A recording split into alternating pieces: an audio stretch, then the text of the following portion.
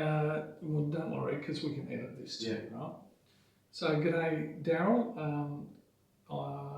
Can you tell us a little bit about your growing up? Well, so I grew up in Mount Barker, which is 50 kilometres north of Albany. I'm a Menang Noongar. I grew up in quite a big family. I had 3 brothers and 3 sisters and my mum and dad, but my dad died when I was 2 in a car crash, and so it was just mum looking after 7 kids, and I always had a lot of cousins with us, coming living with us as well. So mum, there was times where she was looking after, up to 10 kids. So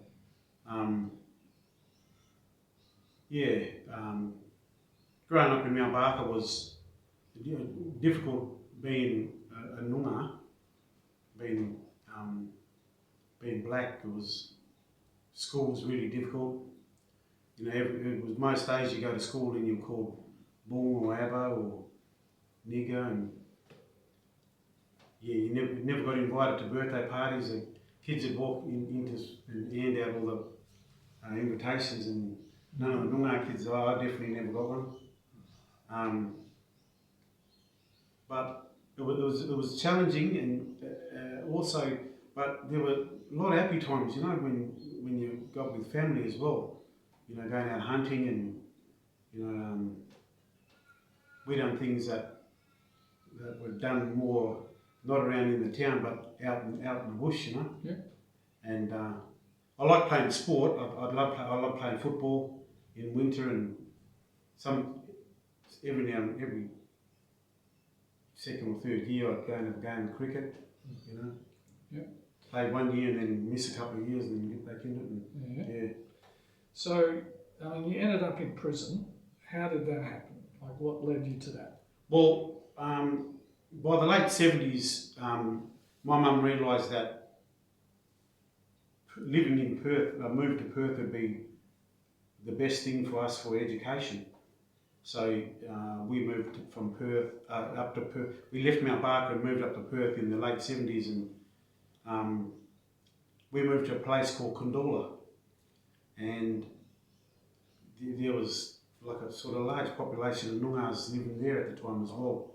So I went to school with a lot of Noongars and made a lot of friends, and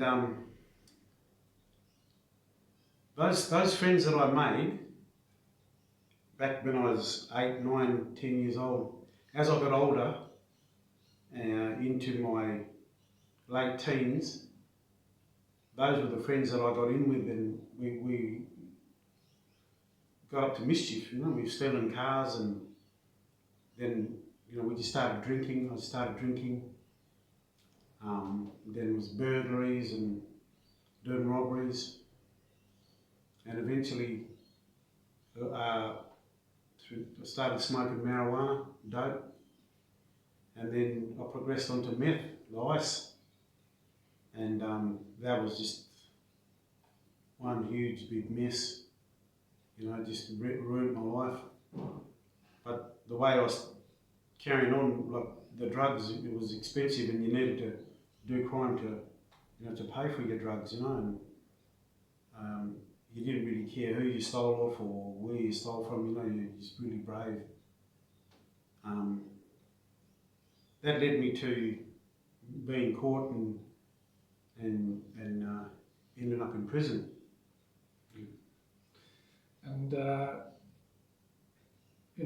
how long did you spend in prison, and how did you get out? Well, how are you now free?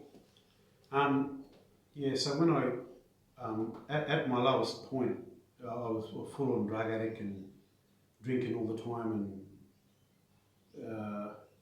it was through violence and stealing. Initially, the first time I went to prison was for stealing, and then it was violence, and so I ended up doing about 2 years, and by the end of it, it didn't really teach me anything. If anything, it taught me how to be a better criminal. But when I got out, I just really got deeper into the drugs and wheeling and dealing, and crime and stolen stuff and all that. then it was at my lowest point that where change started coming in. I'd known about God all my life.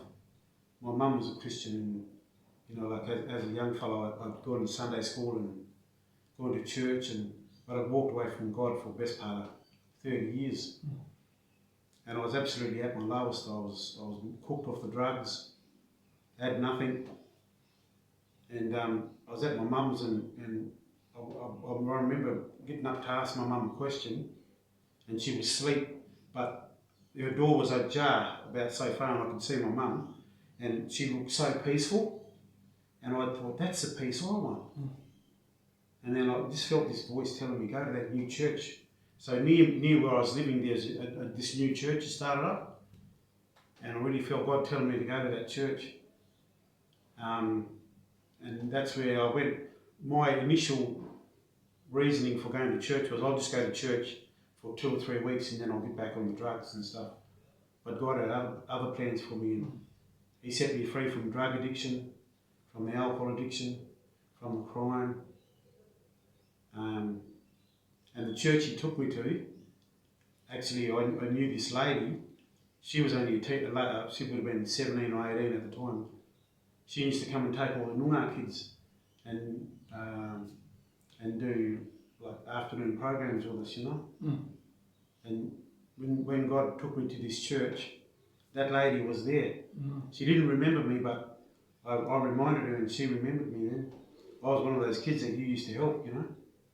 Beautiful. Yeah, and so what do you attribute? Like how did He change you? How did that work?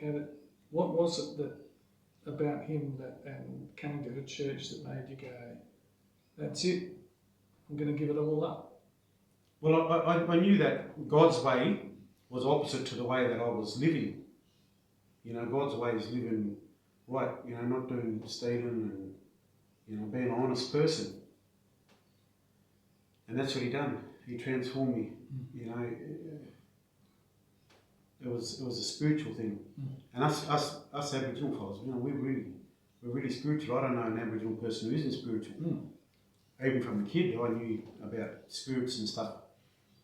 But it was finding Jesus, you know, the Holy Spirit, the good Spirit, and asking Him into my life, and asking Him. I knew that only Jesus could change me and break the addictions in my life, and He done it. Good. Yeah, only Jesus. You know, I said, Jesus, I know that only you can change me, only you can set me free, and I had to play my part, you know. But He done the rest. Yeah. Thanks, Darryl. Well done. No worries. Cheers.